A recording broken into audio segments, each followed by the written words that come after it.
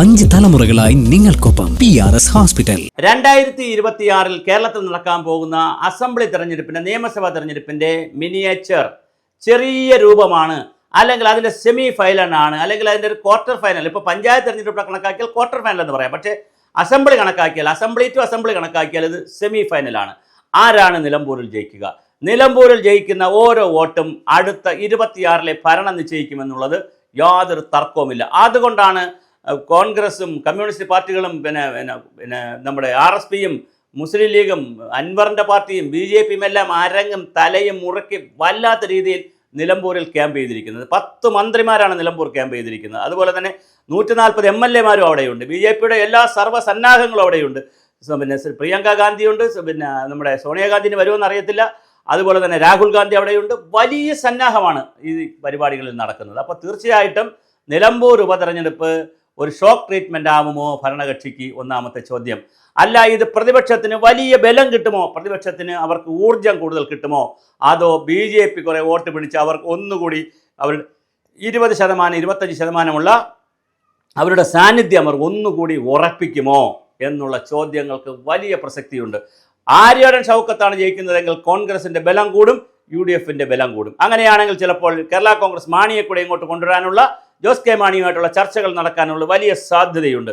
അതേസമയം പരാജയപ്പെട്ടു പോയി സ്വരാജാണ് ജയിക്കുന്നതെങ്കിൽ ചിലപ്പോൾ സ്വരാജിനെ മന്ത്രിയാക്കി, ശിവൻകുട്ടിക്ക് ആരോഗ്യ പ്രശ്നങ്ങൾ ഉള്ളതുകൊണ്ട് ശിവൻകുട്ടിയെ രാജിവെപ്പിച്ചിട്ട് സ്വരാജിനെ വിദ്യാഭ്യാസ മന്ത്രിയും തൊഴിൽ വകുപ്പ് മന്ത്രിയാക്കി കഴിഞ്ഞാൽ പിന്നെ വേറൊരു ഹൈപ്പായിരിക്കും. അപ്പോൾ ചെറുപ്പക്കാരനായ ഒരു മന്ത്രി എന്നൊക്കെ പറഞ്ഞ് വേറൊരു ഹൈപ്പായിരിക്കും. അത് ഇടതുപക്ഷ ജനാധിപത്യ മുന്നണിക്ക് വലിയ ഗുണം ചിലപ്പോൾ ചെയ്തേക്കാം.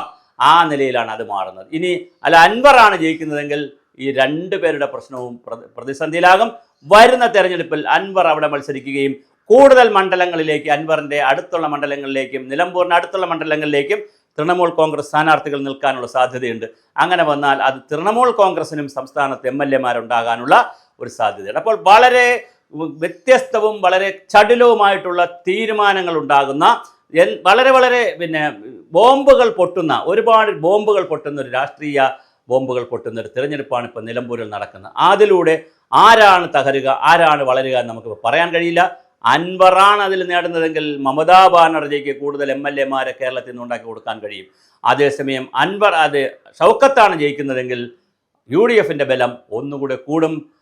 പിന്നെ പ്രത്യേകിച്ച് ലീഗിൻ്റെയൊക്കെ വിലപേശൽ ശക്തിയും കൊടുക്കും. കാര്യം ലീഗ് ശക്തമായിട്ട് അവിടെ ഉണ്ട്. അതുകൊണ്ട് ലീഗ് കുറച്ചുകൂടി കടുപ്പിച്ചുകൊണ്ട് തന്നെ അവരുടെ രാഷ്ട്രീയ സാന്നിധ്യം അറിയിക്കാൻ കഴിയും, കോൺഗ്രസിന് അറിയിക്കാൻ കഴിയും, അങ്ങനെ പോകാൻ കഴിയും. ഇനി സ്വരാജാണ് ജയിക്കുന്നതെങ്കിൽ വീണ്ടും ഒരു വലിയ പുനർവിചിന്തനം UDF നടത്തേണ്ടി വരും. ചിലപ്പോൾ അൻവറിനെ തിരിച്ചെടുക്കേണ്ടി വരും. വെളിയിൽ നിർത്തിയിരിക്കുകയാണ്. അങ്ങനെ വേറെ രാഷ്ട്രീയം കേരളത്തിൽ സംഭവിക്കാൻ സാധ്യതയുണ്ട്. പിന്നെ സതീശൻ്റെ ഭാവി പൊളിറ്റിക്കൽ കരിയർ എന്താകുമെന്ന് നമുക്കറിയില്ല. രമേശ് ചെന്നിത്തല പെട്ടെന്ന് ആ ഗ്യാപ്പ് നോക്കി രമേശ് ചെന്നിത്തല ഒന്നുകൂടി ഗൗരവമായി മുന്നോട്ട് വരുമോ എന്നുള്ള കാര്യവും തർക്കമാണ്. കാര്യം സുധാകരൻ പരിക്കേറ്റ് പുറത്തു പോയിട്ടുണ്ട്. മുറിവേറ്റ് പോയ സിംഹമാണ് സുധാകരൻ. എന്തും ചിലപ്പോൾ ഏത് തരത്തിലും എപ്പോഴും അദ്ദേഹം പ്രവർത്തിക്കാം. അതുപോലെ ഒരുപാട് ആളുകൾ വന്നിട്ട് സണ്ണി ജോസഫിൻ്റെ വരവിൽ താല്പര്യമില്ലാത്ത ഒരുപാട് ആളുകളുണ്ട്. മുരളീധരൻ, ഇവിടെ K മുരളീധരൻ നമുക്ക് ശക്തനായി തന്നെ ഇവിടെയുണ്ട്. രമേശ് ചെന്നിത്തലയുണ്ട്. അപ്പോൾ തീർച്ചയായിട്ടും കോൺഗ്രസ് പാളയത്തിൽ വലിയ സംഘർഷവും അടിയും ഉണ്ടാക്കാനുള്ള ഒരു സാധ്യതയായി ഈ തെരഞ്ഞെടുപ്പ് മാറുമോ എന്നൊരു ചോദ്യം നമ്മുടെ മുന്നിലുണ്ട്. അതുപോലത്തെ ഒരു ചോദ്യമാണ് ഇടതുപക്ഷ ജനാധിപത്യ മുന്നണി ഇത്രയും കരുത്തനായ സെക്രട്ടേറിയറ്റ് മെമ്പർ യുവാവായ ആളിനെ നിർത്തിയാൽ അദ്ദേഹം തോറ്റുപോയാൽ ഇനി അദ്ദേഹത്തിൻ്റെ രാഷ്ട്രീയ ഭാവി എന്ത് എന്നുള്ളൊരു ചോദ്യവും നിലമ്പൂർ നൽകുന്നു. അങ്ങനെ ഏത് തലത്തിൽ പരിശോധിച്ചാലും നിലമ്പൂർ എന്ന് പറയുന്നത് ഒരു ഷോക്ക് ട്രീറ്റ്മെൻ്റ് ആയിട്ടുള്ള നിലമ്പൂർ എന്ന് പറയുന്നത് വരുന്ന 26 തെരഞ്ഞെടുപ്പിൻ്റെ സെമി ഫൈനലാണ്.